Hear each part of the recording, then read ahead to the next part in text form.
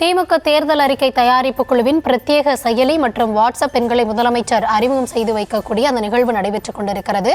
தற்பொழுது முதலமைச்சர் அவர்கள் அதனை அறிமுகம் செய்யக்கூடிய அந்த காட்சிகளை தொடர்ந்து பார்க்கலாம்.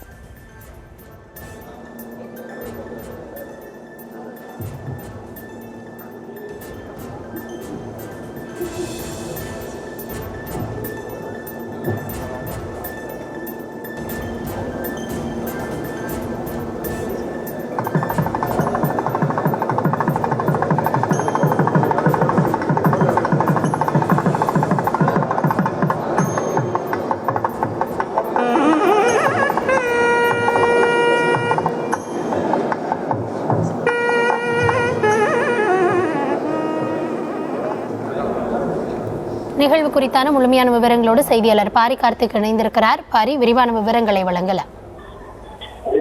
வணக்கம். 2026 சட்டமன்ற தேர்தலுக்கான பணிகளை திமுக துவங்கியிருக்கும் நிலையில் தற்போது அறிவாலயத்தில் தமிழ்நாடு முதலமைச்சரும் திமுக தலைவருமான திரு மு.க. ஸ்டாலின் அவர்கள் தலைமையில் திமுகவுடைய தேர்தல் அறிக்கைக்காக புதிய செயலி அறிமுகம் செய்யப்பட இருக்கிறது.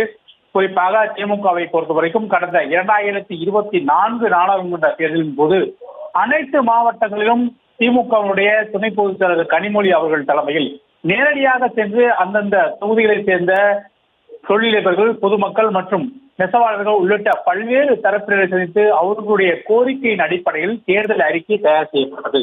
இந்நிலையில் அதே பார்முலாவை தற்போதும் 2026 சட்டமன்ற தேர்தலுக்கு திமுகவுடைய துணை பொதுச் செயலர் கனிமொழி அவர்கள் தலைமையில் 12 பேர் கொண்ட குழு அமைக்கப்பட்டிருக்கிறது. அந்த குழு தமிழகம் முழுக்க பல்வேறு இடங்களில் பயணிக்க இருக்கிறார்கள். விவசாயிகள், தொழிலாளர்கள், நெசவாளர்கள், பொதுமக்கள் மற்றும் தொழில் முனைவோர் என பலதரப்பட்ட மக்களை சந்தித்து அவர்களுடைய கோரிக்கையின் அடிப்படையில் ஒரு தேர்தல் அறிக்கை தயார் செய்ய இருக்கிறார்கள். அதற்காக வருகின்ற 8ஆம் தேதி முதல் தமிழகம் முழுக்க இந்த தேர்தல் அறிக்கை தயாரிப்பு செய்யும் குழு பயணிக்க இருக்கிறது. இந்நிலையில் அது தொடர்பாக ஒரு செயலியை தமிழ்நாடு முதலமைச்சர்கள் தற்போது தூக்கி வைத்திருக்கிறார். மேலும் தமிழகம் முழுக்க இந்த குழு பயணிக்கப்பட்டு ஒரு பக்கம் இருந்தாலும் பொதுமக்கள் மற்றும் தொழில் முனைவோர், விவசாயிகள், நெசவாளர்கள் மற்றும் பல்வேறு தொழில் சார்ந்த நிறுவனங்களும் நேரடியாக தங்களுடைய கருத்துக்களை தெரிவிக்கும் வகையிலும் அவர்களுடைய அடிப்படையான பிரச்சனைகளை மையப்படுத்தியும் மேலும் அவர்களுடைய தேவைகளை மையப்படுத்தியும் ஒரு தேர்தல் அறிக்கை பொதுமக்களுக்காக மக்களிடமிருந்தே ஒரு அறிக்கை தயார் செய்யும் குழுவை தற்போது திமுக நியமித்திருக்கிறது. அதற்கான செயலையும் மற்றும் மொபைல் செயலையும் தற்போது முதலமைச்சர் அவர்கள் துவங்கி வைத்திருக்கிறார்.